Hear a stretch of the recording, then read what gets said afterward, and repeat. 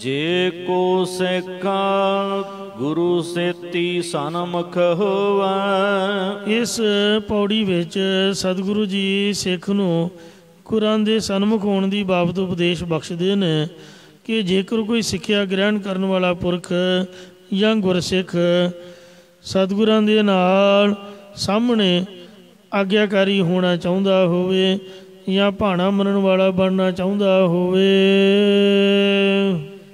ਹੋਵੈ ਤਾਂ ਸਨਮੁਖ ਸਿੱਖ ਕੋਈ। ਸਭ ਕੋਈ ਆਪਣੇ ਆਪ ਨੂੰ ਗੁਰਾਂ ਦੇ ਸਨਮੁਖ ਕਹਾਉਂਦਾ ਹੈ। ਜੀਉ ਰਾਹ ਗੁਰ ਨਾਲੇ, ਪਰੰਤੂ ਕੋਈ ਵਿਰਲਾ ਸਿੱਖ ਤਦ ਹੀ ਗੁਰਾਂ ਦੇ ਸਾਹਮਣੇ ਹੋ ਸਕਦਾ ਜੇਕਰ ਹਿਰਦੇ ਕਰਕੇ ਸਤਿਗੁਰਾਂ ਦੇ ਨਾਲ ਆਗਿਆਕਾਰ ਹੋ ਕੇ ਮਿਲਿਆ ਰਹਿਣਾ ਕਰੇ, ਜਾਂ ਮਨ ਬਾਣੀ ਸਰੀਰ ਕਰਕੇ ਜਾਂ ਭਾਵ ਭਗਤੀ ਦੁਆਰਾ ਗੁਰਾਂ ਨਾਲ ਮਿਲਿਆ ਰਹਿਣਾ ਕਰੇ ਅਤੇ ਗੁਰ ਕੇ ਚਰਨ ਹਿਰਦੈ ਧਿਆਏ। ਸਤਿਗੁਰੂ ਸਾਹਿਬ ਜੀ ਦੇ ਪੂਜਨੀਕ ਚਰਨਾਂ ਨੂੰ ਮਨ ਵਿੱਚ ਧਿਆਉਣਾ ਕਰੇ। ਅੰਤਰ ਆਤਮ ਸੰਭਾਲੇ, ਅਤੇ ਹਰ ਵਕਤ ਗੁਰੂ ਉਪਦੇਸ਼ ਦੁਆਰਾ ਮਨ ਦੇ ਵਿੱਚ ਪਰਮੇਸ਼ਰ ਦੇ ਨਾਮ ਨੂੰ ਵੀ ਸੰਭਾਲੇ ਯਾਦ ਕਰੇ। ਆਪ ਛੱਡ ਸਦਾ ਰਹਿ ਪਰਣ, ਆਪਾ ਭਾਵ ਹੰਕਾਰ ਛੱਡ ਕੇ ਸਦਾ ਹਮੇਸ਼ਾ ਗੁਰੂ ਸਾਹਿਬ ਜੀ ਦੇ ਆਸਰੇ ਰਹਿਣਾ ਕਰੇ। ਗੁਰ ਬਿਨ ਅਵਰ ਨ ਜਾਣੈ ਕੋਇ, ਅਤੇ ਪੂਰੇ ਗੁਰੂ ਤੋਂ ਬਿਨਾ ਹਿਰਦੇ ਰੂਪ ਸਥਾਨ ਵਿੱਚ ਹੋਰ ਕਿਸੇ ਨੂੰ ਵੀ ਨਾ ਜਾਣੇ, ਜਾਂ ਗੁਰੂ ਤੋਂ ਬਗੈਰ ਕਿਸੇ ਵੀ ਦੇਵੀ ਦੇਵਤੇ ਨੂੰ ਸ੍ਰੇਸ਼ਟ ਜਾਂ ਪਿਆਰਾ ਨਾ ਜਾਣੇ। ਕਹੈ ਨਾਨਕ ਸੁਣਹੁ ਸੰਤਹੁ, ਸਤਿਗੁਰੂ ਜੀ ਕਹਿੰਦੇ ਨੇ, ਕਥਨ ਕਰਦੇ ਕਿ ਹੇ ਸ਼ਾਂਤ ਆਤਮਾ ਵਾਲੇ ਪੁਰਖੋ, ਤੁਸੀਂ ਇਹ ਸਿੱਖਿਆ ਸੁਣਨਾ ਕਰੋ। ਸੋ ਸਿੱਖ ਸਨਮੁਖ ਹੋਏ, ਉਹ ਸਿੱਖ ਸਤਿਗੁਰਾਂ ਦੇ ਸਾਹਮਣੇ ਹੁੰਦਾ ਹੈ। ਜੇ ਕੋ ਗੁਰ ਤੇ ਵੇ ਮੁਖ ਹੋਵੈ। ਇਹ ਭਾਈ, ਜੇਕਰ ਕੋਈ ਪੁਰਖ ਸਤਿਗੁਰੂ ਸਾਹਿਬ ਜੀ ਤੋਂ ਬੇਮੁਖ ਮਨਮੁਖ ਹੋ ਜਾਵੇ, ਸੋ ਜੋ ਗੁਰਾਂ ਦੀ ਸ਼ਰਨ ਵਿੱਚ ਆਵੇ ਪਰ ਕੋਈ ਭਰਮ ਭੈ ਲੈ ਕੇ ਦਰੁਸਤ ਹੋਣ ਦੀ ਥਾਂ ਸਤਿਗੁਰਾਂ ਵੱਲ ਪਿੱਠ ਕਰ ਲਵੇ, ਉਹ ਪੁਰਸ਼ ਬੇਮੁਖ ਹੁੰਦਾ ਹੈ। ਜਿਵੇਂ ਮੂਲਾ ਖੱਤਰੀ ਸੀਗਾ, ਸਤਿਗੁਰੂ ਜੀ ਨੇ ਆਪ ਆਵਾਜ਼ ਮਾਰ ਕੇ ਉਹਨੂੰ ਆਪ ਦੀ ਸੰਗਤ ਬਖਸ਼ੀ, ਪਰ ਵਿਣ ਕਰਮਾ ਕਿਛ ਪਾਈਐ ਨਾਹੀ, ਜੇ ਬਹੁ ਤੇਰਾ ਧਾਵੈ। ਇੱਕ ਵਾਰ ਗੁਰੂ ਸਾਹਿਬ ਕਹਿਣ ਲੱਗੇ, ਹੇ ਮੂਲੇ, ਤੇਰੀ ਘਰ ਵਾਲੀ ਤੇਰੇ ਕਿਸੇ ਵਿਰੋਧੀ ਬੰਦੇ ਨੇ ਭੜਕਾ ਦਿੱਤੀ ਹੈ। ਤੇਰੇ ਸ਼ਿਕਾਰੀ ਖੂਨ ਵਾਲੇ ਕੱਪੜੇ ਲਪੇਟ ਕੇ ਸ਼ਿਕਾਰੀ ਖੂਨ ਦੇ ਨਾਲ ਉਹਨੂੰ ਝੂਠ ਬੋਲ ਦਿੱਤਾ ਵੀ ਤੇਰਾ ਘਰ ਵਾਲਾ ਤਾਂ ਸ਼ੇਰ ਖਾ ਗਿਆ।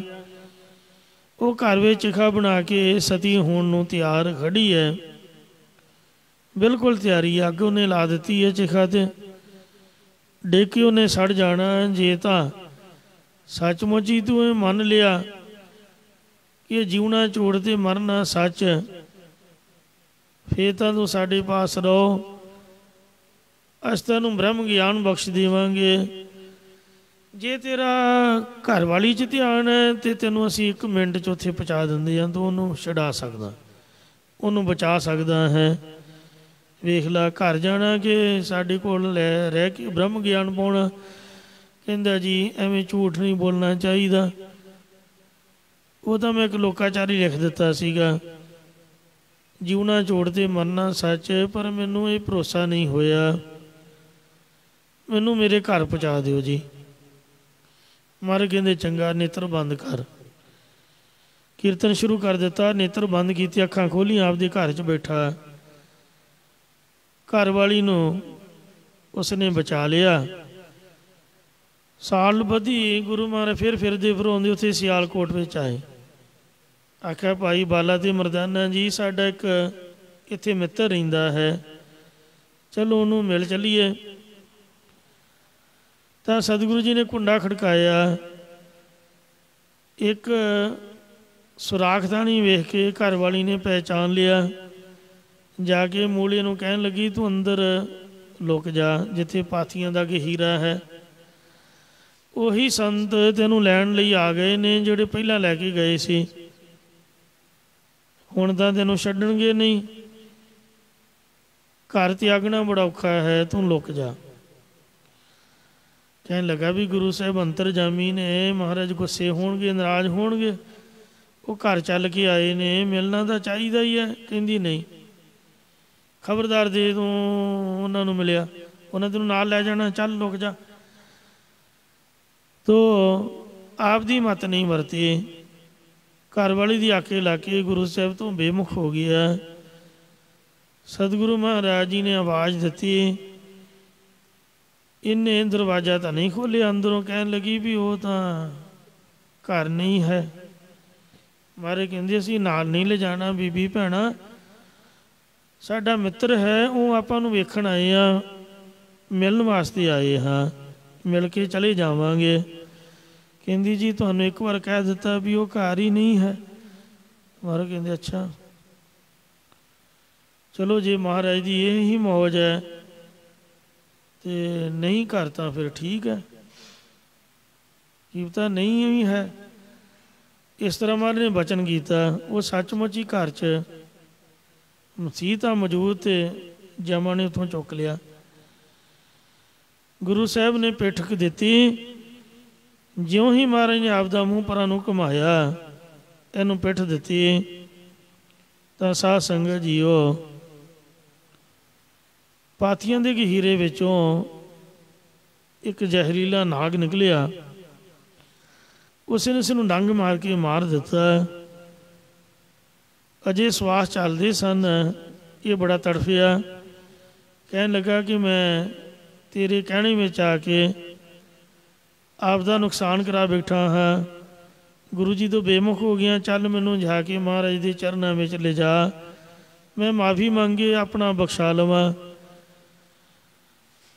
ਉਹਨੇ ਰੌਲਾ ਰਾਲਾ ਪਾ ਕੇ ਆਂਢ ਗੁਆਂਢ ਇਕੱਠੇ ਕੀਤੇ, ਇਹਨੂੰ ਮੰਜੇ 'ਤੇ ਪਾ ਕੇ ਚੁੱਕ ਕੇ ਜਦ ਲਿਜਾ ਰਹੇ ਸੀ ਤਾਂ ਰਸਤੇ ਵਿੱਚ ਹੀ ਚੜ੍ਹਾਈ ਕਰ ਗਿਆ। ਫਿਰ ਮਰੇ ਨੂੰ ਜਿੱਥੇ ਗੁਰਦੁਆਰਾ ਰੋੜੀ ਸਾਹਿਬ ਸਤਿਗੁਰੂ ਜੀ ਬੈਠੇ ਹੋਏ ਸਨ, ਉੱਥੇ ਮਹਾਰਾਜ ਦੇ ਚਰਨਾਂ ਵਿੱਚ ਲਿਜਾਇਆ ਗਿਆ। ਜਿਸ ਵਕਤ ਸ਼ਮਸ਼ਾਨ ਭੂਮੀ ਨੂੰ ਮੁਰਦਾ ਲਿਜਾਂਦੇ ਨੇ ਤਾਂ ਮੁਰਦਾ ਸਰੀਰ ਨੂੰ ਤਾਈਓ ਗੁਰਦੁਆਰੇ ਮੱਥਾ ਟਿਕਾਈਦਾ ਕਿ ਖਬਰਿਆ ਇਹਦਾ ਭਲਾ ਹੋ ਹੀ ਜਾਏ। ਜੇ ਮਰੇ 'ਤੇ ਵੀ ਨਿਗਾਹ ਪੈ ਜਾਏ ਗੁਰੂ ਸਾਹਿਬ ਦੀ ਤਾਂ ਵੀ ਇਨਸਾਨ ਦੀ ਆਤਮਾ ਦਾ ਭਲਾ ਕਰ ਦਿੰਦੇ ਨੇ। ਸਤਿਗੁਰੂ ਜੀ ਕਹਿਣ ਲੱਗੇ, ਜੇ ਤਾਂ ਜਿਉਂਦਾ ਆ ਜਾਂਦਾ ਫਿਰ ਤਾਂ ਹੁਣੇ ਹੀ ਅਸੀਂ ਮੁਕਤ ਕਰ ਦਿੰਦੇ, ਤੇ ਪਰ ਇਹ ਬੇਮੁਖ ਮਰਿਆ ਹੈ, ਇਸ ਲਈ ਹੁਣ ਇਹਨੂੰ ਉਡੀਕ ਕਰਨੀ ਪਏਗੀ।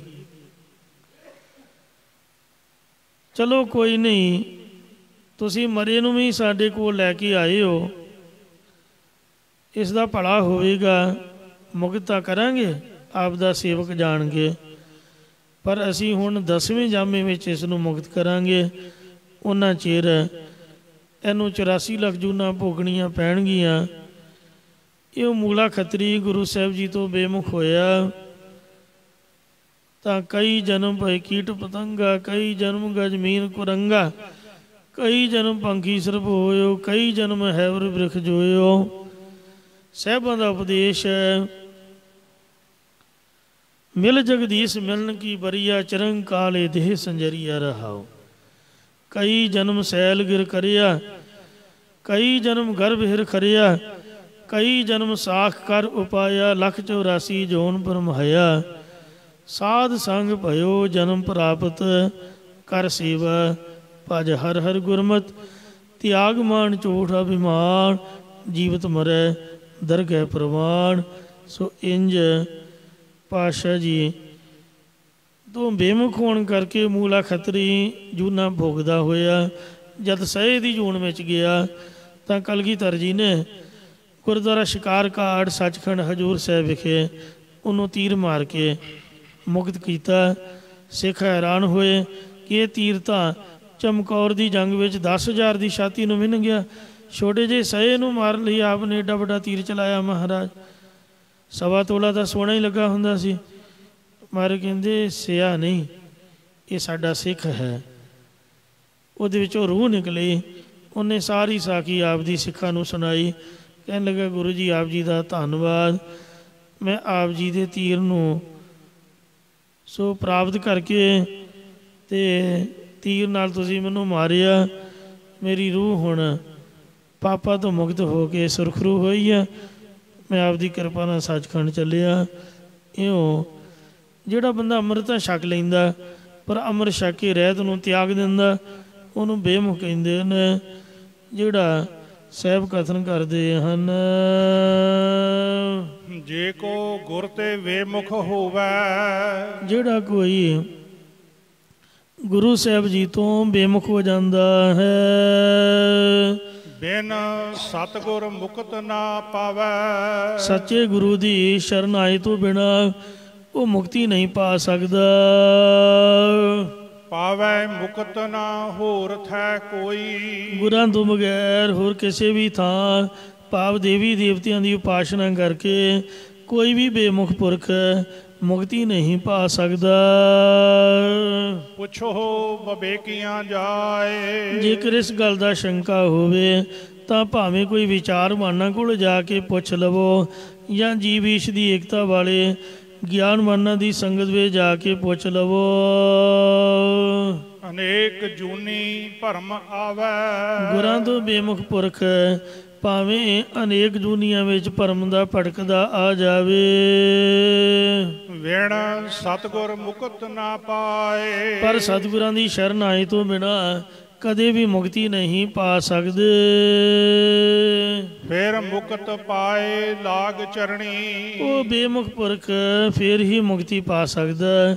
ਜੇਕਰ ਉਸ ਨੂੰ ਦੁਬਾਰਾ ਮਨੁੱਖਾ ਜਨਮ ਮਿਲੇ ਤੇ ਉਹ ਪੂਰੇ ਗੁਰਾਂ ਦੀ ਚਰਨੀ ਲੱਗਣਾ ਕਰੇ। ਸਤਿਗੁਰੂ ਸ਼ਬਦ ਸੁਣਾਏ, ਅਤੇ ਸਤਿਗੁਰੂ ਜੀ ਉਸ ਨੂੰ ਨਾਮ ਅੰਮ੍ਰਿਤ ਦਾ ਉਪਦੇਸ਼ ਸੁਣਾਉਣਾ ਕਰਨ ਜਾਂ ਬ੍ਰਹਮ ਦੀ ਪ੍ਰਾਪਤੀ ਕਰਾਉਣ ਵਾਲਾ ਉਪਦੇਸ਼ ਸੁਣਾਉਣਾ ਕਰਨ। ਕਹੈ ਨਾਨਕ ਵਿਚਾਰ ਦੇਖੋ, ਸਤਿਗੁਰੂ ਜੀ ਕਥਨ ਕਰਦੇ ਹਨ ਕਿ ਇਹ ਭਾਈ ਭਾਵੇਂ ਵਿਚਾਰ ਕੇ ਵੇਖ ਲਵੋ, ਵਿਣ ਸਤਿਗੁਰ ਮੁਕਤ ਨਾ ਪਾਏ, ਪੂਰੇ ਸਤਿਗੁਰੂ ਦੀ ਸ਼ਰਨ ਪਏ ਤੋਂ ਬਿਨਾਂ ਕੋਈ ਵੀ ਜੀਵ ਮੁਕਤੀ ਨਹੀਂ ਪਾ ਸਕਦਾ ਹੈ। ਆਵੋ ਸਿੱਖ ਸਤਿਗੁਰੂ ਕੇ ਪਿਆਰੇ ਹੋ, ਇਹ ਸੱਚੇ ਗੁਰੂ ਦੇ ਪਿਆਰੇ ਸਿੱਖੋ ਆਉਣਾ ਕਰੋ।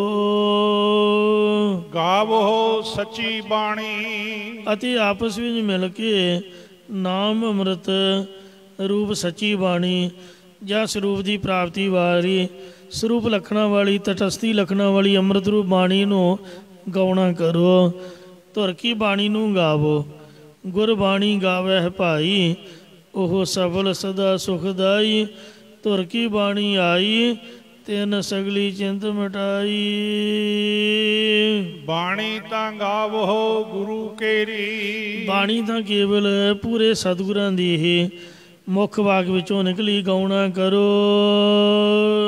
ਬਾਣੀਆਂ ਸਿਰ ਬਾਣੀ, ਜੋ ਵੇਦ ਬਾਣੀ, ਪੁਰਾਣ ਬਾਣੀ, ਸ਼ਾਸਤਰ ਬਾਣੀ ਆਦਿਕ ਸਾਰੀਆਂ ਬਾਣੀਆਂ ਤੋਂ ਸ਼੍ਰੋਮਣੀ ਹੈ, ਜਾਂ ਪਰਾ ਪਸੰਦੀ ਮਧਮਾ ਆਦਿਕ ਬਾਣੀਆਂ ਤੋਂ, ਜਾਂ ਬ੍ਰਹਮੰਡ ਦੀਆਂ ਤਾਤਕ ਪ੍ਰਾਕਿਰਤਕ ਮਹੀ ਤਤਕ ਬਾਣੀਆਂ ਤੋਂ, ਜਾਂ ਤ੍ਰਿਗੁਣਾਤਮਕ ਬਾਣੀਆਂ ਆਦਿ ਤੋਂ ਸਰਬ ਸ੍ਰੇਸ਼ਟ ਹੈ।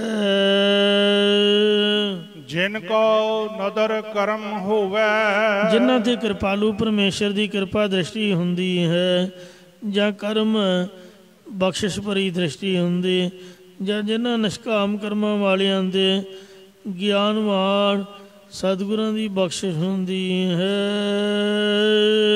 ਹਿਰਦੈ ਤਿਨਾ ਸਮਾਣੀ, ਤਿੰਨਾਂ ਦੇ ਹਿਰਦੇ ਮਨ ਵਿੱਚ ਇਹ ਅੰਮ੍ਰਿਤ ਰੂਪ ਬਾਣੀ ਸਮਾਉਂਦੀ ਹੈ। ਪੀਵੋ ਅੰਮ੍ਰਿਤ ਸਦਾ ਰਹੋ ਹਰ ਰੰਗ, ਗੁਰਬਾਣੀ ਦੇ ਉਪਦੇਸ਼ ਦੁਆਰਾ ਨਾਮ ਅੰਮ੍ਰਿਤ ਨੂੰ ਪੀਣਾ ਕਰੋ ਔਰ ਹਮੇਸ਼ਾ ਪਰਮੇਸ਼ਰ ਦੇ ਰੰਗ ਪ੍ਰੇਮ ਆਨੰਦ ਵਿੱਚ ਰਤੇ ਰਹਿਣਾ ਕਰੋ।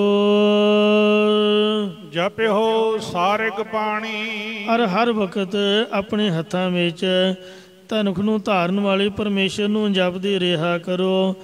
ਜਾਂ ਇਸੇ ਪ੍ਰਕਾਰ ਜਪਿਓ ਸਾਰਿਗ ਬਾਣੀ। ਇਸ ਬਾਣੀ ਦੁਆਰਾ ਸਾਰੰਗ ਬਾਣੀ ਪਰਮੇਸ਼ਰ ਨੂੰ ਜਪਦੇ ਰਿਹਾ ਕਰੋ। ਮਨ ਕਰਕੇ ਸਦਾ ਹਰੀ ਦੇ ਆਨੰਦ ਵਿੱਚ ਰਹੋ। ਤੋ ਪੀਵੋ ਅੰਮ੍ਰਿਤ ਸਦਾ ਰਹੋ ਆਨੰਗ। ਤੇ ਤਨ ਕਰਕੇ ਵੀ ਨਾਮ ਅੰਮ੍ਰਿਤ ਪੀਵੋ, ਮਨ ਕਰਕੇ ਵੀ ਆਨੰਦ 'ਚ ਰਹੋ, ਤਨ ਕਰਕੇ ਵੀ ਨਾਮ ਅੰਮ੍ਰਿਤ ਪੀਵੋ। ਤੇ ਕੰਨਾਂ ਦੁਆਰਾ ਨਾਮ ਅੰਮ੍ਰਿਤ ਰੂ ਬਾਣੀ ਨੂੰ ਸੁਣਿਆ ਕਰੋ। ਕਹੈ ਨਾਨਕ ਸਦਾ ਗਾਵੋ। ਸਤਿਗੁਰੂ ਜੀ ਕਹਿੰਦੇ, ਕਥਨ ਕਰਦੇ ਨੇ ਕਿ ਹਮੇਸ਼ਾ ਇਹ ਸਤਿਗੁਰਾਂ ਦੀ ਇਸ ਮੁੱਖ ਵਾਕ ਬਾਣੀ ਨੂੰ ਗਾਉਣਾ ਕਰੋ। ਇਹ ਸੱਚੀ ਬਾਣੀ। ਕਿਉਂਕਿ ਇਹ ਸੱਚੀ ਬਾਣੀ ਸੱਚ ਸਰੂਪ ਦੀ ਪ੍ਰਾਪਤੀ ਕਰਾਉਣ ਵਾਲੀ ਬਾਣੀ ਹੈ ਭਾਈ। ਸੱਚੀ ਬਾਣੀ ਨੂੰ ਹਮੇਸ਼ਾ ਹੀ ਗਾਉਣਾ ਕਰੋ।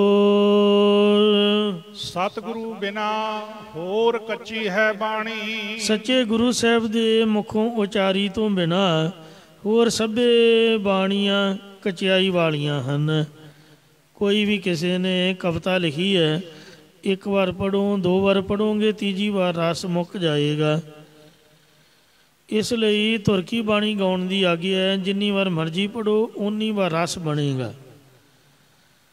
ਸੱਚਖੰਡ ਸ੍ਰੀ ਹਰਿਮੰਦਰ ਸਾਹਿਬ ਜੀ ਦੇ ਅੰਦਰ ਧੁਰ ਕੀ ਬਾਣੀ ਤੋਂ ਬਗੈਰ ਕੋਈ ਕਵਿਤਾ ਪੜ੍ਹਨ ਦੀ ਆਗਿਆ ਨਹੀਂ ਹੈ। ਜਿਵੇਂ ਕਈਆਂ ਨੇ ਕਵਿਤਾ ਬਣਾਈਆਂ ਨੇ ਕਿ ਬਾਹੀ ਜਿਨ੍ਹਾਂ ਦੀ ਪਕੜੀ ਹੈ, ਸਿਰ ਦੀਜੈ ਬਾਹੇ ਨਾ ਛੋੜੀਐ। ਗੁਰ ਤੇਗ ਬਹਾਦਰ ਬੋਲਿਆ ਤੇ ਸਿਰ ਦੀਜੈ ਬਾਹੇ ਨਾ ਛੋੜੀਐ। ਮਨ ਲੋਚੈ ਬੁਰਿਆਈਆਂ ਗੁਰ ਸਬਦੀ ਇਹੋ ਮਨ ਹੋੜੀਐ। ਬਾਹੇ ਜਿਨ੍ਹਾਂ ਦੀ ਪਕੜੀ ਹੈ ਤੇ ਸਿਰ ਦੀਜੈ ਬਾਹੇ ਨਾ ਛੋੜੀਐ। ਹੈ ਤਾਂ ਇਹ ਕਵਿਤਾ। ਇੱਕ ਵਾਰ ਮੇਰੇ ਸਾਹਮਣੇ ਦੀ ਗੱਲ ਹੈ ਕਿ ਮੈਂ ਪਿੱਛੇ ਬੈਠਾ ਕੀਰਤਨ ਸੁਣ ਰਿਹਾ ਸੀ। ਕੋਈ ਪ੍ਰੇਮੀਆਂ ਨੇ ਸਪੈਸ਼ਲ ਸਮਾਂ ਲਿਆ, ਡਿਊਟੀ ਨਹੀਂ ਸੀ ਉਹਨਾਂ ਦੀ, ਡਿਊਟੀ ਮੰਗ ਕੇ ਲਈ। ਉਹਨਾਂ ਨੂੰ ਕੀਮਤਾ ਪਤਾ ਨਹੀਂ ਹੋਏਗਾ, ਉਹ ਆ ਕਵਿਤਾ ਪੜ੍ਹਨ ਲੱਗ ਪਏ। ਸਿੰਘ ਸਾਹਿਬ ਗਿਆਨੀ ਮੋਹਨ ਸਿੰਘ ਜੀ, 3 ਵਜੇ ਦਾ ਟਾਈਮ ਸੀ, 2:30-3 ਵਜੇ ਦਾ। ਉੱਚੀ ਬੋਲਣ ਲੱਗ ਪਏ, ਹਜ਼ੂਰੀ 'ਚ ਬੈਠੇ। ਕਹਿੰਦੇ ਤੁਹਾਨੂੰ ਕਿੰਨੇ ਭੇਜਿਆ ਓਏ? ਤੁਸੀਂ ਮਹਾਰਾਜ ਦੀ ਰਾਗੀ ਕਵਿਤਾ ਪੜ੍ਹਨ ਲੱਗ ਪਏ। ਗੁਰਬਾਣੀ ਕੀ ਸਮਾਪਤ ਹੋ ਗਈ ਹੈ? ਬਾਣੀ ਦਾ ਕੀਰਤਨ ਕਿਉਂ ਨਹੀਂ ਕਰਦੇ? ਬੰਦ ਕਰੋ। ਇਹ ਕੱਚੀ ਬਾਣੀ ਹੈ, ਕਵਿਤਾ ਹੈ। ਧੁਰ ਕੀ ਬਾਣੀ ਸੱਚੀ ਬਾਣੀ ਦਾ ਕੀਰਤਨ ਸੁਣਾਓ। ਉਹ ਵਿਚਾਰੇ ਘਬਰਾ ਗਏ, ਉਹਨੂੰ ਪਤਾ ਨਹੀਂ ਸੀ। ਉਸੇ ਵਕਤ ਉਹਨਾਂ ਕੀਰਤਨ ਬੰਦ ਕਰਕੇ ਫਿਰ ਸ਼ਬਦ ਪੜ੍ਹਨਾ ਸ਼ੁਰੂ ਕਰ ਦਿੱਤਾ। ਸ੍ਰੀ ਗੁਰੂ ਅਰਜਨ ਦੇਵ ਜੀ ਮਹਾਰਾਜ ਨੇ ਵੀ ਇੱਕ ਵਾਰ ਬਾਬੀ ਸਿੱਖ ਕਵਿਤਾ ਪੜ੍ਹਨ ਲੱਗ ਪਏ। ਕਿਉਂਕਿ ਮਿਹਰਬਾਨ ਜਿਹੜਾ ਪ੍ਰਥੀਏ ਦਾ ਮੁੰਡਾ ਸੀ, ਉਹ ਆਪ ਦੀ ਕਵਿਤਾ ਉਚਾਰਨ ਲੱਗ ਪਿਆ ਸੀ। ਤੇ ਉਹਦੇ ਤੋਂ ਪਿੱਛੇ ਉਹ ਗੁਰੂ ਨਾਨਕ ਸਾਹਿਬ ਦਾ ਨਾਮ ਵਰਤਦਾ। ਆਮ ਸਿੱਖਾਂ ਨੂੰ ਭੁਲੇਖਾ ਪੈ ਜਾਂਦਾ। ਸਤਿਗੁਰੂ ਅਰਜਨ ਦੇਵ ਮਹਾਰਾਜ ਨੇ ਰੁਕਿਆ ਰਬਾਬੀਆਂ ਨੂੰ, ਕਹਿਣ ਲੱਗੇ ਤੁਸੀਂ ਕਵਿਤਾ ਕਿਉਂ ਪੜ੍ਹ ਰਹੇ ਹੋ ਭਾਈ? ਧੁਰ ਕੀ ਬਾਣੀ ਦਾ ਕੀਰਤਨ ਕਿਉਂ ਨਹੀਂ ਕਰਦੇ? ਤਾਂ ਰਬਾਬੀ ਸਿੱਖ ਘਬਰਾ ਗਏ। ਬਾਬਾ ਬੁੱਢਾ ਜੀ ਨੂੰ ਨਾ ਬੇਨਤੀ ਕੀਤੀ ਤਾਂ ਬਾਬਾ ਜੀ ਨੇ ਗੁਰੂ ਸਾਹਿਬ ਨੂੰ ਹੱਥ ਜੋੜ ਕੇ ਸਿਨਮਰ ਬੇਨਤੀ ਕੀਤੀ, ਇਹ ਸੱਚੇ ਪਾਤਸ਼ਾਹ, ਹੁਣ ਪਤਾ ਕਿਵੇਂ ਚੱਲੇ ਕਿ ਸੱਚੀ ਬਾਣੀ ਕਿਹੜੀ ਹੈ, ਕੱਚੀ ਬਾਣੀ ਕਿਹੜੀ ਹੈ? ਕਿਉਂਕਿ ਉਦੋਂ ਤਾਂ ਗੁਟਕੇ ਅਤੇ ਪੋਥੀਆਂ ਸਾਹਿਬ ਹੀ ਹੁੰਦੇ ਸਨ। ਸੰਪੂਰਨ ਬਾਣੀ ਨੂੰ ਇਕੱਤਰ ਨਹੀਂ ਸੀ ਕੀਤਾ ਹੋਇਆ। ਅਤੇ ਆਪ ਕਿਰਪਾ ਕਰੋ, ਸੰਪੂਰਨ ਬਾਣੀ ਨੂੰ ਇਕੱਤਰ ਕਰਕੇ ਇੱਕ ਗ੍ਰੰਥ ਸਾਹਿਬ ਬਣਾਓ, ਜਿਸ ਕਰਕੇ ਸਾਨੂੰ ਪਤਾ ਚੱਲ ਸਕੇ ਕਿ ਸੱਚੀ ਬਾਣੀ ਕਿਹੜੀ ਹੈ। ਗੁਰੂ ਸਾਹਿਬ ਕਹਿਣ ਲੱਗੇ ਪੋਥੀਆਂ ਸਾਹਿਬ ਤਾਂ ਬਾਬੇ ਮੋਹਨ ਕੋਲ ਪਈਆਂ ਨੇ, ਕਹਿੰਦੇ ਉੱਥੋਂ ਲੈ ਆਉਣੇ ਆ, ਤੁਸੀਂ ਕਿਸੇ ਨੂੰ ਭੇਜ ਦਿਓ। ਭਾਈ ਗੁਰਦਾਸ ਜੀ ਕਹਿੰਦਾ ਮੈਨੂੰ ਆਗਿਆ ਦਿਓ, ਮੈਂ ਲੈ ਕੇ ਆਉਂਦਾ। ਸਤਿਗੁਰੂ ਜੀ ਨੇ ਨਹੀਂ ਆਖਿਆ ਭਾਈ ਗੁਰਦਾਸ ਜੀ ਨੂੰ ਵੀ ਤੂੰ ਲੈ ਕੇ ਆ। ਆਪਦੀ ਮਰਜ਼ੀ ਨਾਲ ਭਾਈ ਸਾਹਿਬ ਖੜੇ ਹੋਏ, ਤਾਈਓ ਭਾਈ ਗੁਰਦਾਸ ਸਾਹਿਬ ਜੀ ਨੂੰ ਬਾਬੇ ਮੋਹਨ ਨੇ ਪੋਥੀਆਂ ਨਹੀਂ ਦਿੱਤੀਆਂ। ਫਿਰ ਬਾਬਾ ਬੁੱਢਾ ਸਾਹਿਬ ਕਹਿਣ ਲੱਗੇ ਮਹਾਰਾਜ ਤੁਸੀਂ ਮੈਨੂੰ ਆਖੋ, ਮੈਂ ਜਾਂਦਾ ਹਾਂ। ਮਹਾਰਾਜ ਕਹਿੰਦੇ ਤੁਹਾਡਾ ਖੁਸ਼ ਹੈ ਜੀ, ਬਾਬਾ ਬੁੱਢਾ ਸਾਹਿਬ ਜੀ ਗਏ, ਦਰਵਾਜ਼ਾ ਫਿਰ ਵੀ ਬਾਬੇ ਮੋਹਨ ਨੇ ਨਹੀਂ ਖੋਲ੍ਹਿਆ। ਅਤੇ ਬਾਬਾ ਜੀ ਨੇ ਜਵਾਨ ਸੀਗੇ, ਉਹਨਾਂ ਜਿਹੜੀ ਚੰਗਾਠ ਸੀਗੀ ਲੈ ਕੇ ਸੱਬਲ ਉਹਦੀ ਮਿੱਟੀ ਮੁੱਟੀ ਪਰਾਂ ਕਰਕੇ ਉਹਦੀਆਂ ਚੂਥੀਆਂ ਪੁੱਟ ਕੇ ਚੰਗਾਠ ਹੀ ਦਰਵਾਜ਼ੇ ਸਮੇਤ ਹੀ ਪੁੱਟ ਲਈ, ਜੰਦਰੇ ਸਮੇਤ ਹੀ। ਜਦ ਚੰਗਾਠ ਸਮੇਤ ਦਰਵਾਜ਼ਾ ਉਖੇੜ ਲਿਆ ਅਤੇ ਭੱਜੇ ਭੱਜੇ ਬਾਬਾ ਮੋਹਰੀ ਜੀ ਆਏ। ਕਹਿੰਦੇ ਬਾਬਾ ਜੀ ਇਹ ਕੀ ਕੀਤਾ? ਕਹਿੰਦੇ ਉੱਠਦਾ ਨਹੀਂ ਹੈ। ਆਪਾਂ ਪੋਥੀਆਂ ਲੈਣ ਆਏ ਅੰਮ੍ਰਿਤਸਰੋਂ, ਗੁਰੂ ਸਾਹਿਬ ਨੇ ਭੇਜਿਆ, ਇਹ ਸਮਾਧੀ ਨਹੀਂ ਖੋਲ੍ਹਦਾ।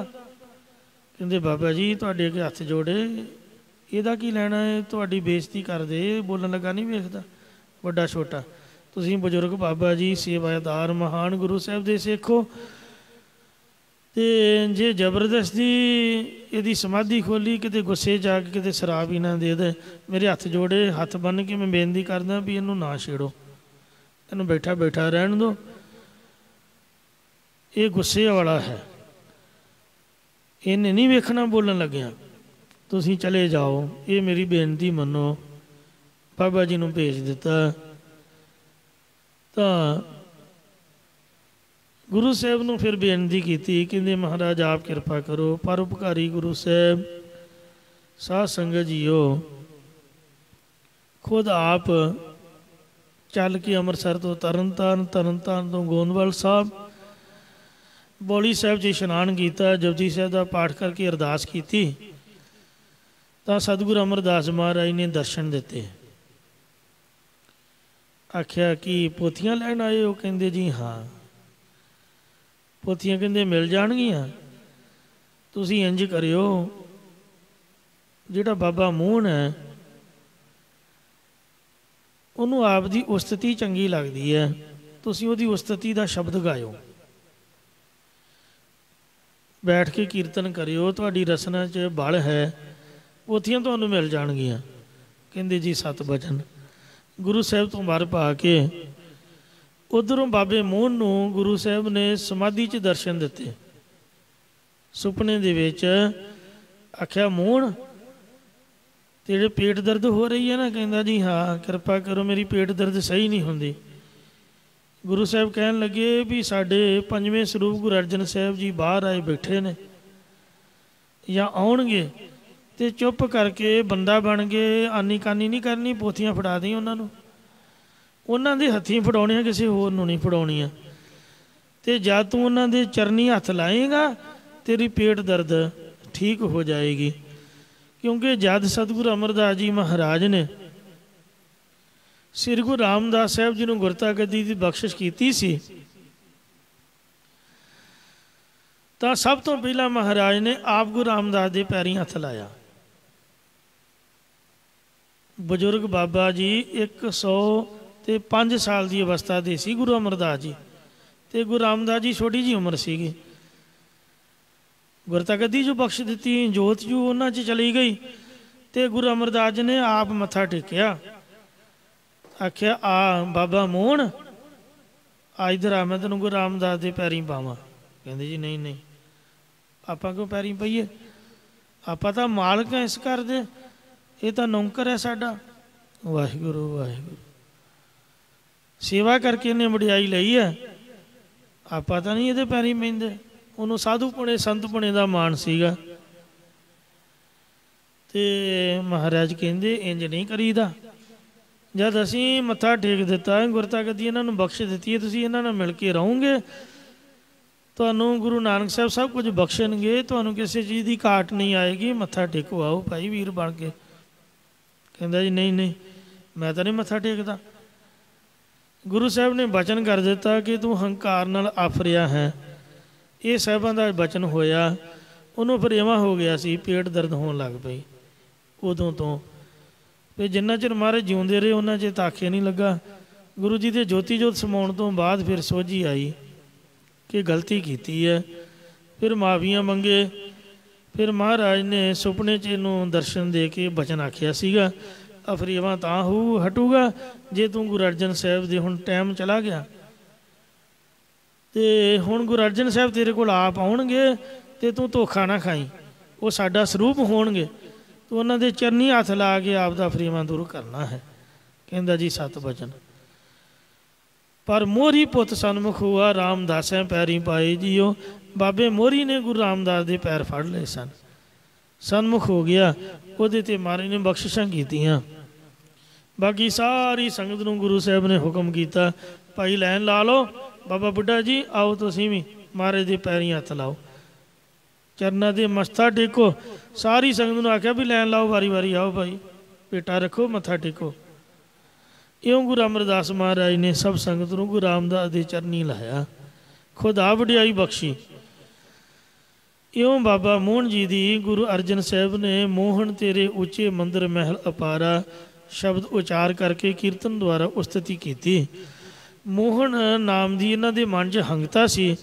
ਇਹਨਾਂ ਆਪ ਦੀ ਉਸਤਤੀ ਸਮਝ ਕੇ ਪੋਥੀਆਂ ਗੁਰੂ ਸਾਹਿਬ ਨੂੰ ਭੇਟਾ ਕਰ ਦਿੱਤੀਆਂ। ਬਲਕਿ ਮੋਹਨ ਨਾਮ ਹੈ ਪਰਮਾਤਮਾ ਦਾ। ਸਤਿਗੁਰੂ ਅਰਜਨ ਦੇਵ ਜੀ ਦਾ ਧਿਆਨ ਬਾਬੇ ਮੋਹਨ ਦੇ ਪੈਰਾਂ 'ਚ ਨਹੀਂ ਸੀਗਾ, ਵਾਹਿਗੁਰੂ ਅਕਾਲ ਪੁਰਖ ਦੇ ਚਰਨਾਂ ਸੀਗਾ। ਜਦ ਵੀ ਬਾਣੀ ਉਚਾਰ ਰਹੇ ਸਨ, ਕੋਈ ਵੀ ਕੀਰਤਨ ਕਰਦੇ ਤਾਂ ਗੁਰੂ ਮਹਾਰਾਜ ਦਾ ਚਰਨਾਂ ਦਾ ਧਿਆਨ ਵਾਹਿਗੁਰੂ ਜੀ ਦੇ ਚਰਨਾਂ 'ਚ ਹੁੰਦਾ। ਆਪਦੇ ਨੇਤਰਾਂ ਦੇ ਵਿੱਚ ਕਿਸੇ ਸੋ ਦੁਨਿਆਵੀ ਪੁਰਖ ਦਾ ਧਿਆਨ ਨਹੀਂ ਧਾਰਦੇ। ਜਦ ਵੀ ਗੁਰੂ ਨਾਨਕ ਸਾਹਿਬ ਜੀ ਵੀ ਸ਼ਬਦ ਉਚਾਰਦੇ, ਜਿਵੇਂ ਕਲਯੁਗ ਦੇ ਪ੍ਰਥਾਏ ਸ਼ਬਦ ਉਚਾਰ ਰਹੇ ਸਨ ਕਿ ਆ ਮੋਤੀ ਦਾ ਮੰਦਰ ਉਸਰੈ ਰਤਨੀ ਦਾ ਹੋਏ ਜੜਾਓ, ਕਸਤੂਰ ਕੁੰਗੂ ਅਗਰ ਚੰਦਨ ਲੀ ਪਾਵੈ ਚਾਓ, ਮਤ ਦੇਖ ਪੂਲਾ ਵਿਸਰੈ ਤੇਰਾ ਚੇਤਨ ਆਵੈ ਨਾਉ।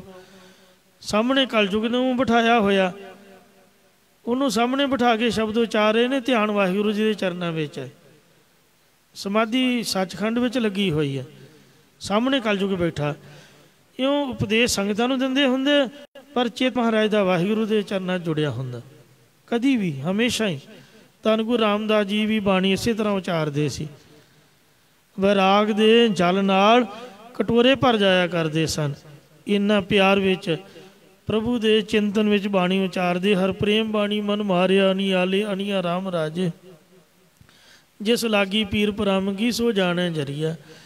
ਸੋ ਪ੍ਰਥਾਏ ਕਲਯੁਗ ਦੇ ਉਚਾਰਿਆ, ਪਰ ਤੇਰਾ ਚੇਤਨ ਆਵੈ ਨਾਉ, ਵਾਹਿਗੁਰੂ ਨੂੰ ਤੇਰਾ ਆਖਿਆ ਕਿ ਹੇ ਪ੍ਰਮਾਤਮਾ, ਮਤਾ ਇਹ ਕਲਯੁਗ ਦੀ ਮੈਂ ਭੇਟਾ ਲੈ ਲਈ, ਤੇਰਾ ਨਾਮ ਹੀ ਸਾਡੇ ਚਿੱਤ ਵਿੱਚ ਨਾ ਆਵੇ, ਸਾਨੂੰ ਤਾਂ ਤੇਰਾ ਨਾਮ ਚਾਹੀਦਾ। ਜਾਂ ਹੇ ਕਲਯੁਗ, ਤੇਰਾ ਨਾਮ ਸਾਨੂੰ ਚੇਤੇ ਨਹੀਂ ਆਉਣਾ ਚਾਹੀਦਾ, ਅਸੀਂ ਤਾਂ ਰੱਬ ਦਾ ਨਾਮ ਲੈਂਦੇ। ਸੋ ਰਹੋ ਵਿਚਾਰ। ਮੋਹਨ ਨਾਮ ਹੈ ਮੋਹਨ, ਜਿਹੜਾ ਮੋਹ ਨੂੰ ਨਾਸ਼ ਕਰਨੇ ਵਾਲਾ, ਸੋ ਹੈ ਪ੍ਰਮਾਤਮਾ। ਉਹਦੇ ਉੱਚੇ ਮੰਦਰ ਮਹਿਲ ਉਪਾਰਾ ਕਿਹੜਿਆ ਗੁਰਦੁਆਰਾ ਵੇਖੋ ਕਿੱਡਾ ਉੱਚਾ ਹੈ। ਵੱਡਾ ਤੇਰਾ ਦਰਬਾਰ, ਸੱਚਾ ਤੋਂ ਤਖਤ, ਸਿਰ ਸਾਹਾਂ ਬਾਦਸ਼ਾਹੋ, ਨੇਚਲ ਚੌਰ ਛਤ, ਪੌੜੀ ਵੱਡੀ ਵੱਡਾ ਪਾਰ ਤੇਰਾ ਮਰਤਬਾ, ਰੰਗ ਪਰੰਗ ਅਨੇਕ ਨ ਜਾਪਣ ਕਰਤਬਾ, ਜੀ ਅੰਦਰ ਜੀਓ ਸਭ ਕੁਝ ਜਾਣ ਲਾ, ਸਭ ਕੁਛ ਤੇਰਾ ਵਸ ਤੇਰਾ ਘਰ ਭਲਾ, ਤੇਰਾ ਘਰ ਆਨੰਦ ਵਧਾਈ ਤੁਧ ਘਰ, ਮਨ ਮਹੱਤਾ ਤੇਜ ਆਪਣਾ ਆਪ ਜਰ, ਸਰਬ ਕਲਾ ਭਰਪੂਰ ਦਿਸੈ ਜਦ ਕਥਾ, ਨਾਨਕ ਦਾਸਨ ਦਾਸ ਤੁਧ ਆਗੇ ਬਿਨਵਤਾ। ਵੱਡਾ ਸਾਹਿਬ, ਉੱਚਾ ਥਾਂ, ਇਹ ਸੰਗਤ ਰੂਪੀ ਉੱਚੇ ਮੰਦਰ ਮਹਿਲ ਅਪਾਰੇ। ਚੁਬਾਰਾ ਸਾਹਿਬ ਗੁਰੂ ਅਮਰਦਾਸ ਜੀ ਦਾ ਸਥਾਨ ਬੜਾ ਉੱਚਾ। ਇਉਂ ਬਾਬਾ ਮੋਹਨ ਜੀ ਪੋਥੀ ਸਾਹਿਬ ਲੈ ਕੇ ਹਾਜ਼ਰ ਹੋਏ। ਗੁਰੂ ਜੀ ਦੇ ਚਰਨਾਂ ਦੇ ਉੱਪਰ ਹੱਥ ਰੱਖ ਕੇ ਮੱਥਾ ਟੇਕਿਆ ਅਤੇ ਅਫਰੀਵਾਂ ਦੂਰ ਹੋਇਆ। ਸੋ ਪੋਥੀਆਂ ਸਾਹਿਬ ਲੈ ਕੇ ਪਾਲਕੀ ਸੁਸ਼ੋਭਿਤ ਕਰਕੇ ਨੰਗੇ ਚਰਨੀ ਸ੍ਰੀ ਗੁਰੂ ਅਰਜਨ ਦੇਵ ਜੀ ਚੌਰ ਸਾਹਿਬ ਦੀ ਸੇਵਾ ਨਿਭਾਉਂਦੇ ਅੰਮ੍ਰਿਤਸਰ ਗੁਰਦੁਆਰਾ 68 ਘਾਟ 'ਤੇ ਪਹੁੰਚੇ। ਸਾਰੀ ਰਾਤ ਅਖੰਡ ਕੀਰਤਨ ਹੁੰਦਾ ਰਿਹਾ। ਬਾਬਾ ਬੁੱਢਾ ਜੀ ਨੂੰ ਚੌਰ ਦੀ ਸੇਵਾ 'ਤੇ ਲਾ ਕੇ ਆਪ ਰਾਤ ਗੁਰੂ ਸਾਹਿਬ ਜੀ ਗੁਰਦੁਆਰਾ ਗੁਰੂ ਕੀ ਮਹਿਲਾਂ ਵਿਖੇ ਵਿਸ਼ਰਾਮ ਕਰਨ ਚਲੇ ਗਏ। ਅੰਮ੍ਰਿਤ ਵੇਲੇ ਉੱਠ ਕੇ ਇਸ਼ਨਾਨ ਪਾਣ ਕਰਕੇ ਫਿਰ ਪੋਥੀ ਸਾਹਿਬ ਦੇ ਪਾਸ ਹਾਜ਼ਰ ਹੋਏ। ਆਖਿਆ ਬਾਬਾ ਬੁੱਢਾ ਜੀ ਪੋਥੀ ਸਾਹਿਬ ਪ੍ਰਕਾਸ਼ ਕਰੋ, ਹੁਕਮਨਾਮਾ ਲਓ। ਹੁਕਮਨਾਮਾ ਆਇਆ, ਸਾਰਗ ਮਹੱਲਾ ਪੰਜਵਾ, ਪੋਥੀ ਪਰਮੇਸ਼ਰ ਕਾ ਥਾਨ, ਸ਼ਾਇਦ ਚੌਥਾ ਮਹੱਲਾ ਹੋਵੇਗਾ। ਸਾਰਗ ਮਹੱਲਾ ਚੌਥਾ, ਪੋਥੀ ਪਰਮੇਸ਼ਰ ਕਾ ਥਾਨ, ਕਿ ਪੋਥੀ ਸਾਹਿਬ ਵਾਹਿਗੁਰੂ ਦੀ ਜੋਤ ਹੈ, ਮਹਾਰਾਜ ਦੀ ਰਹਿਣ ਦੀ ਜਗ੍ਹਾ ਹੈ। ਫਿਰ ਉੱਥੋਂ ਨਗਰ ਕੀਰਤਨ ਦੇ ਰੂਪ ਵਿੱਚ ਰਾਮਸਰ ਸਾਹਿਬ ਆਏ। ਸ੍ਰੀ ਗੁਰੂ ਗ੍ਰੰਥ ਸਾਹਿਬ ਜੀ ਦਾ ਪਾਵਨ ਸਰੂਪ ਤਿਆਰ ਕਰਕੇ ਸੰਮਤ 1661 ਬਿਕਰਮੀ ਭਾਦਰੋਂ ਸੁਦੀ ਏਕਮ ਵਾਲੇ ਦਿਨ ਪ੍ਰਕਾਸ਼ ਕਰਕੇ ਬਾਬਾ ਬੁੱਢਾ ਸਾਹਿਬ ਦੀ ਸੇਵਾ ਲਾਈ। हुक्मनामा लिया सूही महला पंजवा। संतां के कारज आप खलोया हर कम करामण आया राम। तरत सुहावी ताल सुहावा विच अमृत जल छाया राम। अमृत जल छाया पूरन साज कराया सगल मनोरथ पूरे। जय जयकार भया जग अंतर लाथे सगल विसूरे। पूर्ण पुरख चुत बनासी जस वेद पुराणी गाया। अपना बिरद रखिया परमेसर नानक नाम ते आया। ये 4 पदियां वाला पावन शब्द हुक्मनामा सरवण कराया बाबा बुढ़ा साहब जी ने। श्री गुरु ग्रंथ साहब जी दे विच 15 भगतां ते 17 भट्टां दी बाणी दर्ज कीती जिहड़े वाहिगुरू नूं पहुंचे हुए सन, महाराज दे विच मिले हुए सन। बाकी कान्हा, पीलो, शाह हुसैन इन्हां दी बाणी गुरु महाराज ने खारज कर दिती। जिहड़ा कान्हा सीगा ये बड़े माण दे नाल बड़े हंकार दे नाल गुरु साहब नूं बाणी सुनाउण वास्ते दर्ज कराउण लई आया। कहण लगा जी मैनूं 10वें द्वार दी प्राप्ति है, 500 साल मेरी उम्र है तो मैं भी बड़ा वड्डा भगत हाँ, तुसीं मैनूं बुलाया नहीं। मारे कहंदे कोई गल नहीं, तुसीं आप आ गए, हाँ जी सुनाओ बाणी।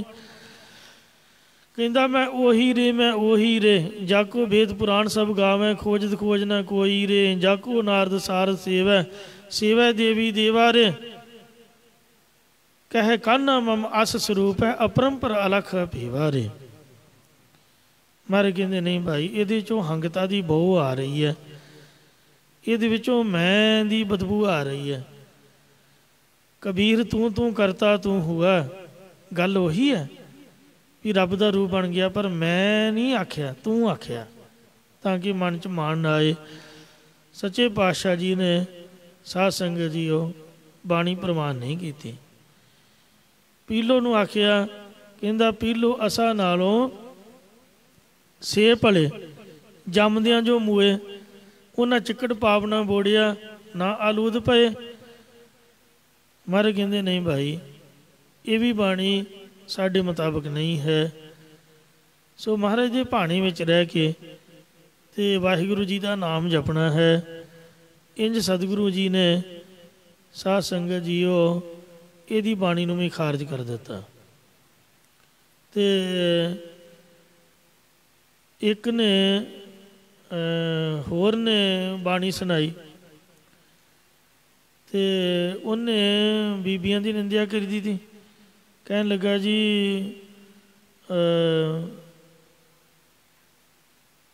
आप जी उन्हें सो बाणी दे विच गृहस्थपुणे की निंदिया की थी।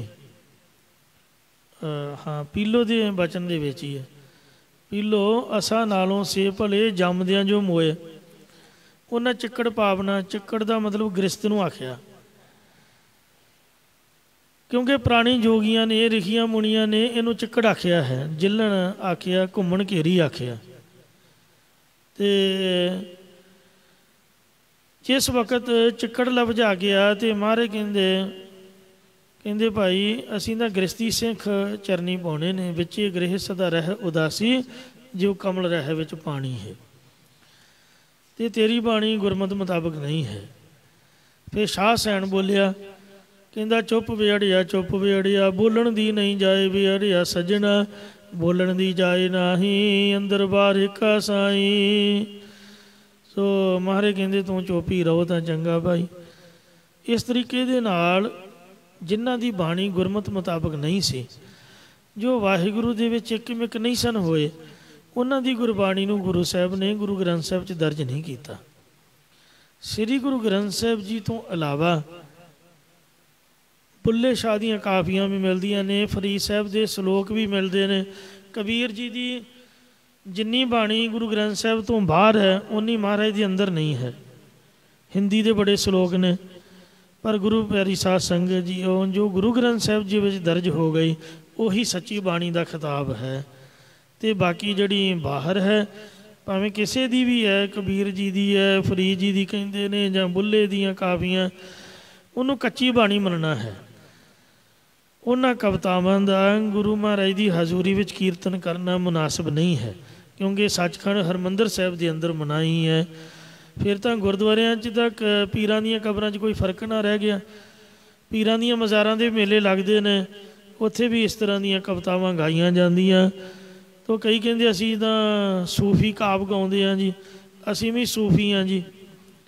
ਪਰ ਉਹ ਲਾਲਚੀ ਮਨੁੱਖ ਜਿਹੜੇ ਗਾਇਕੀ ਕਰਦੇ ਹਨ ਪੈਸੇ ਲੈ ਕੇ, ਅਤੇ ਵਿੱਚ ਹੀ ਗੰਦੇ ਮੰਦੇ ਗਾਣੇ, ਵਿੱਚ ਹੀ ਉਹ ਸੂਫੀ ਕਾਵ ਦੇ ਨਾਮ ਦੇ ਸਾਧ ਸੰਗਤ ਜੀ। ਉਹ ਗੁਰੂ ਘਰ ਦੇ ਵਿੱਚ ਐਸੀ ਗਾਇਕੀ ਪ੍ਰਵਾਨ ਨਹੀਂ ਹੈ।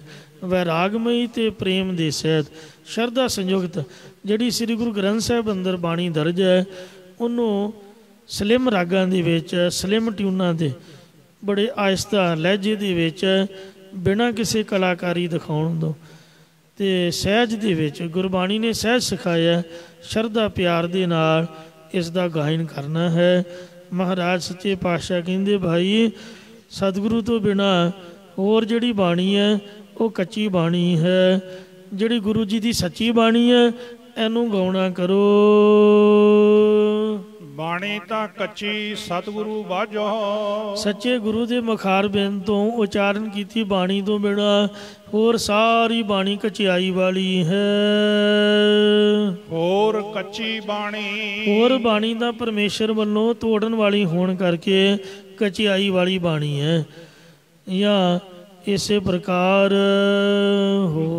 ਹੋਰ ਕੱਚੀ ਬਾਣੀ, ਹੋਰ ਨਾਨਾ ਤਰ੍ਹਾਂ ਦੀ ਉਪਾਸਨਾ ਦੱਸਣ ਵਾਲੀ, ਜਾਂ ਨਾਨਾ ਤਰ੍ਹਾਂ ਦੇ ਦੁਨਿਆਵੀ ਕਰਤੱਬਾਂ ਨੂੰ ਦੱਸਣ ਵਾਲੀ, ਕਥਨ ਕਰਨ ਵਾਲੀ ਕੱਚੀ ਬਾਣੀ ਹੈ। ਇਸੇ ਪ੍ਰਕਾਰ ਬਾਣੀ ਤਾਂ ਕੱਚੀ ਸਤਿਗੁਰੂ ਬਾਝੋ। ਸੱਚ ਸਰੂਪ ਤੇ ਪੂਜਨੀਕ ਪਰਮੇਸ਼ਰ ਦੇ ਨਾਮ ਅੰਮ੍ਰਿਤ ਦੀ ਮਹਿਮਾ ਤੋਂ ਬਗੈਰ ਹੋਰ ਸਭ ਬਾਣੀ ਕੱਚੀ ਹੈ। ਰਾਧਾ ਸੁਆਮੀਆਂ ਨੇ ਵੀ ਕਵਿਤਾਵਾਂ ਲਿਖੀਆਂ ਨੇ। ਸਰਸੇ ਵਾਲਾ ਵੀ ਮੈਂ ਇੱਕ ਵਾਰ ਇੰਨਾ ਮੂਰਖ ਬੰਦਾ ਅਤੇ ਸਾਉਣ ਮਹੀਨੇ ਦਾ ਗਾਉਣ ਗਾਉਂਦਾ ਵੇਖਿਆ, ਨਾ ਕੋਈ ਸੁਰ, ਨਾ ਲੈ, ਨਾ ਤਾਲ, ਨਾ ਗੱਲ, ਨਾ ਬਾਤ, ਅਤੇ ਨਾਲੇ ਨੱਚੀ ਗਿਆ ਅਤੇ ਨਾਲੇ ਗਾਈ ਗਿਆ, ਦੂਜਿਆਂ ਨੂੰ ਵੀ ਨਹੀਂ ਚਾਹੁੰਦਾ। ਤਾਂ ਜਿੱਥੇ ਮਨ ਦੀ ਸ਼ਾਂਤੀ ਨਹੀਂ, ਪ੍ਰਭੂ ਦਾ ਪ੍ਰੇਮ ਨਹੀਂ, ਗਾਉਣ ਵਜਾਉਣ ਦਾ ਕੀ ਮਤਲਬ ਹੈ। ਮੰਦਰਾਂ ਦੇ ਵਿੱਚ ਵੀ ਲੋਕ ਆ ਜਨਮ ਅਸ਼ਟਮੀ ਵਾਲੇ ਦਿਨ ਨਾਲੇ ਗਾਉਂਦੇ ਨੇ, ਨਾਲੇ ਤਾੜੀ ਮਾਰਦੇ, ਨਾਲੇ ਨੱਚਦੇ ਨੇ। ਹਿੰਦੂ ਮੱਤ ਦੇ ਵਿੱਚ ਨੱਚਣਾ ਅਤੇ ਗਾਉਣਾ ਅਤੇ ਇਹ ਮੰਨਿਆ ਗਿਆ। ਮੁਸਲਮਾਨ ਗਾਉਂਦੇ ਤਾਂ ਸਹੀ, ਪਰ ਨੱਚਣਾ ਉਹਨਾਂ ਦੇ ਵੀ ਮਨਾ ਹੈ। ਗੁਰੂ ਘਰ ਦੇ ਵਿੱਚ ਸੋ ਮਹਾਰਾਜ ਦੀ ਬਾਣੀ ਦਾ ਕੀਰਤਨ ਤਾਂ ਗਾਇਨ ਕਰਨ ਦੀ ਆਗਿਆ ਹੈ, ਅਤੇ ਬਾਕੀ ਸੰਗਤਾਂ ਆਹਿਸਤਾ ਆਹਿਸਤਾ ਆਪਦੇ ਮੂੰਹ ਦੇ ਵਿੱਚ, ਜਾਂ ਜੇ ਰਾਗੀ ਸਿੰਘ ਇਜਾਜ਼ਤ ਦੇਣ ਤਾਂ ਉੱਚੀ ਬੋਲ ਕੇ ਨਾਲ ਆਵਾਜ਼ ਮਿਲਾ ਕੇ ਕੀਰਤਨ ਗਾ ਤਾਂ ਸਕਦੀਆਂ ਨੇ, ਪਰ ਨੱਚਣ ਦੀ ਮਨਾਹੀ ਹੈ। ਨੱਚਣ ਨਾਲ ਮਨ ਚੰਚਲ ਹੁੰਦਾ। ਮਨ ਨੇ ਆਖਿਆ ਨੱਚਣ ਕੁੱਦਣ ਮਨ ਕਾ ਚਾਓ। ਕਈ ਕਹਿੰਦੇ ਮਹਾਰਾਜ ਨੇ ਵੀ ਵੇਖੋ ਇਜਾਜ਼ਤ ਦਿੱਤੀ, ਇਹਦੇ 'ਚ ਨੱਚਣ ਅਤੇ ਕੁੱਦਣ ਦੀ ਇਜਾਜ਼ਤ ਨਹੀਂ ਹੈ। ਮਨ ਦਾ ਚਾਓ ਲਿਖਿਆ ਹੈ, ਭਗਤੀ ਨਹੀਂ ਲਿਖੀ। ਤੋ ਨਾਨਕ ਜਿਨ ਮਨ ਭਾਓ ਤੇ ਨਾ ਮਨ ਭਾਓ, ਜਿਨ੍ਹਾਂ ਦੇ ਮਨ ਵਿੱਚ ਮਹਾਰਾਜ ਦਾ ਡਰ ਹੈ ਉਹਨਾਂ ਦੇ ਮਨ ਵਿੱਚ ਹੀ ਪ੍ਰੇਮ ਪੈਦਾ ਹੁੰਦਾ।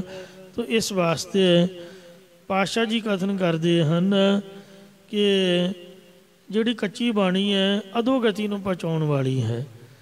ਹੋਰ ਜਿਹੜੇ ਪਖੰਡੀ ਗੁਰੂ, ਅਧੂਰੇ ਗੁਰੂ ਨੇ, ਉਹਨਾਂ ਦੀ ਉਚਾਰੀ ਹੋਈ, ਕਈਆਂ ਨੇ ਅਵਤਾਰ ਬਾਣੀ ਲਿਖੀ ਹੈ। ਤੋ ਐਸੀਆਂ ਬਾਣੀਆਂ ਕੱਚੀਆਂ ਨੂੰ ਪੜ੍ਹਨ ਤੋਂ ਅਧੋਗਤੀ ਨੂੰ ਜਾਈਦਾ, ਜਿਹਦੇ 'ਚ ਪ੍ਰਭੂ ਦੇ ਨਾਮ ਦੀ ਮਹਿਮਾ ਨਹੀਂ ਹੈ ਅਤੇ ਸੱਚੇ ਗੁਰੂ ਦੀ ਮਹਿਮਾ ਨਹੀਂ ਹੈ। ਉਸ ਬਾਣੀ ਨੂੰ ਕੱਚੀ ਆਖਿਆ ਗਿਆ। ਸੋ ਕੇਵਲ ਗੁਰੂ ਗ੍ਰੰਥ ਸਾਹਿਬ ਜੀ ਦੀ ਬਾਣੀ ਨੂੰ ਹੀ ਪੜ੍ਹਨਾ ਅਤੇ ਸੁਣਨਾ ਹੈ।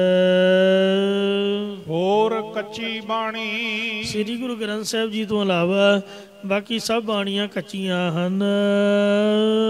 ਕਹਿੰਦੇ ਕੱਚੇ, ਸੁਣਦੇ ਕੱਚੇ। ਉਹ ਕਵਿਤਾ ਰੂਪ ਰਚੀ ਬਾਣੀ ਨੂੰ ਵਿਕਾਰੀ ਚਿੱਤ ਹੋਣ ਕਰਕੇ ਕਹਿਣ ਅਤੇ ਪੜ੍ਹਨ ਵਾਲੇ ਵੀ ਕੱਚੇ ਅਤੇ ਸੁਣਨ ਵਾਲੇ ਵੀ ਕੱਚੇ ਹਨ। ਕੱਚੀ ਆਖ ਵਖਾਣੀ, ਕਿਉਂਕਿ ਉਹ ਬਾਣੀ ਕੱਚਿਆਂ ਨੇ ਮੂੰਹੋਂ ਕਥਨ ਕੀਤੀ, ਉਹਨਾਂ ਦੀ ਪੱਕੀ ਅਵਸਥਾ ਨਹੀਂ ਹੈ ਬ੍ਰਹਮ ਗਿਆਨ ਵਾਲੀ। ਉਹ ਤਾਂ ਆਪ ਵਿਕਾਰੀ ਬੰਦੇ ਨੇ, ਜੇਲਾਂ ਦੀ ਹਵਾ ਖਾ ਰਹੇ ਨੇ। ਉਹਨਾਂ ਦੀ ਉਚਾਰੀ ਕਵਿਤਾ ਪੜ੍ਹਨ ਤੋਂ ਦੱਸੋ ਕਿਵੇਂ ਮੁਕਤੀ ਹੋ ਸਕਦੀ ਹੈ। ਫਰੀਦਾ ਰੱਬ ਖਜੂਰੀ ਪੱਕੀਆਂ, ਮਾਖੇ ਨਹੀਂ ਵਹਨ, ਜੋ ਜੋ ਵੰਜਿਆ ਢੀਹੜਾ, ਸੋ ਉਮਰ ਹੱਥ ਪਵਨ। ਪੱਕੇ ਬ੍ਰਹਮ ਗਿਆਨੀ ਸੋ ਸੰਤ ਭਗਤ ਜਿਨ੍ਹਾਂ ਦੀ ਬਾਣੀ ਨੂੰ ਮਹਾਰਾਜ ਨੇ ਗੁਰੂ ਗ੍ਰੰਥ ਸਾਹਿਬ 'ਚ ਪ੍ਰਮਾਣ ਕੀਤਾ, ਕਬੀਰ ਸਾਹਿਬ ਜੀ ਵਰਗੇ ਸੰਤ, ਰਵਿਦਾਸ ਜੀ ਵਰਗੇ, ਉਹਨਾਂ ਦੀ ਬਾਣੀ ਹੀ ਸੱਚੀ ਹੈ। ਉਹਨਾਂ ਨੂੰ ਹੀ ਗਾਉਣਾ ਹੈ, ਜਿਨ੍ਹਾਂ ਦੀ ਬਾਣੀ ਦੇਵੀ ਦੇਵਤੇ ਵੀ ਗਾਉਂਦੇ। ਸੁਰ ਨਰ ਤਿਨ ਕੀ ਬਾਣੀ ਗਾਵੇ, ਕੋਈ ਨਾ ਮਿਟੈ ਭਾਈ। ਹਰ ਹਰ ਨਿਤ ਕਰੇ ਰਸਨਾ। ਜਿਹੜੇ ਅਧੂਰੇ ਗੁਰੂ ਨੇ ਉਹ ਲੋਕਾਂ ਨੂੰ ਦਿਖਾਵੇ ਵਾਸਤੇ ਐਵੇਂ ਕਥਨੀ ਮਾਤਰ ਸਾਰਿਆਂ ਨੂੰ ਹਰੇ ਭਰੇ ਕਰਨ ਵਾਲੇ ਹਰੀ ਪਰਮੇਸ਼ਰ ਦਾ ਨਾਮ ਦਾ ਨਿਤਾ ਪ੍ਰਤੀ ਰਸਨਾ ਜ਼ਬਾਨ ਨਾਲ ਉਚਾਰਨ ਕਰਦੇ ਹਨ। ਲੋਕਾਂ ਨੂੰ ਭੁਲੇਖਾ ਪੈ ਜਾਂਦਾ, ਆਖੇ ਜੀ ਬਾਬਾ ਜੀ ਤਾਂ ਬਾਣੀ ਦੀ ਪੋਥੀ ਤੋਂ ਹੀ ਕਥਾ ਕਰਦੇ ਨੇ, ਸਾਖੀ ਤਾਂ ਕਬੀਰ ਜੀ ਦੀ ਸੁਣਾਉਂਦੇ ਨੇ, ਕੋਈ ਬੁਰੀ ਬਾਤ ਤਾਂ ਨਹੀਂ ਕਹਿੰਦੇ। ਪਰ ਸਾਧ ਸੰਗਤ ਜੀ ਉਹਨਾਂ ਦਾ ਨਾਮ ਕਹਿਣਾ, ਬਾਣੀ ਦੀ ਕਥਾ ਕਰਨੀ ਆਪਦੀ ਪੂਜਾ ਵਾਸਤੇ ਹੈ। ਕਹਿਆ ਕਛੂ ਨਾ ਜਾਣੀ। ਆਪਣੀ ਰਸਨਾ ਤੋਂ ਕਿਹਾ ਉਪਦੇਸ਼। ਚੇਲੇ ਚੇਲੀਆਂ ਨੇ ਤਾਂ ਕੀ ਧਾਰਨ ਕਰਨਾ ਸੀ, ਉਹਨਾਂ ਨੇ ਤਾਂ ਆਪ ਵੀ ਕੁਝ ਧਾਰਨ ਕਰਨਾ ਨਹੀਂ ਜਾਣਿਆ। ਸ਼ਰਾਬ ਤੋਂ ਤਾਂ ਰੋਕਦੇ ਨੇ ਵੀ ਸ਼ਰਾਬ ਨਹੀਂ ਪੀਣੀ, ਪਰ ਬੀੜੀਆਂ ਤੰਬਾਕੂ ਥੋੜ੍ਹਾ ਰੋਕਦੇ ਨੇ। ਕੋਨੇ ਮੋਨੇ ਸਾਰੇ ਹੀ ਸਿੱਖ ਬਣਾਈ ਜਾਂਦੇ। ਜੇ ਅੱਜ ਦੀ ਡੇਟ 'ਚ ਉਹ ਕਹਿ ਦੇਣ ਵੀ ਕੇਸ ਰੱਖੋ ਅਤੇ ਤੰਬਾਕੂ ਅਤੇ ਬੀੜੀ ਤਿਆਗੋ, ਅਤੇ ਵੇਖਿਓ 100 ਦੇ ਵਿੱਚੋਂ ਕੇਵਲ 1% ਉਹਨਾਂ ਦੇ ਸਿੱਖ ਰਹਿ ਜਾਣਗੇ, ਬਾਕੀ ਸਭ ਝੜ ਜਾਣਗੇ। ਕਿਉਂਕਿ ਸਭ ਦੁਨੀਆ ਘੋਣ ਹੋਈ ਫਿਰਦੀ ਹੈ, ਸਭ ਤੰਬਾਕੂ ਬੀੜੀਆਂ ਵਰਤਦੇ ਨੇ। ਕੱਲ੍ਹ ਗੇਟ 'ਤੇ ਪਹਿਰਾ ਲਾਇਆ ਸੀ ਪ੍ਰਧਾਨ ਜੀ ਨੇ, 3-4 ਪਹਿਰੇਦਾਰ ਖੜ੍ਹੇ, ਇੰਨੇ ਲੋਕ ਨਿਕੰਮੇ। ਮੈਂ ਕਿਹਾ ਕੀ ਹੋਇਆ? ਕਹਿੰਦੇ ਮੁੰਡੇ ਅਗੇ ਤੰਬਾਕੂ ਦੀਆਂ ਪੁੜੀਆਂ ਪਾ ਕੇ ਆ ਜਾਂਦੇ, ਲੰਗਰ ਦੇ ਵਿੱਚ ਬੇਦਬੀ ਹੁੰਦੀ ਆ। ਇੱਕ ਦੀ ਇੱਥੇ ਫੜੀ ਗਈ ਬੈਠਿਆਂ ਦੀ, ਉਹ ਜੇਬ 'ਚੋਂ ਨਿਕਲ ਗਈ, ਪਤਾ ਲੱਗ ਗਿਆ ਵੀ ਇਹਦੀ ਸਾਰਿਆਂ ਦੀਆਂ ਤਲਾਸ਼ੀਆਂ ਹੋ ਰਹੀਆਂ ਸਨ।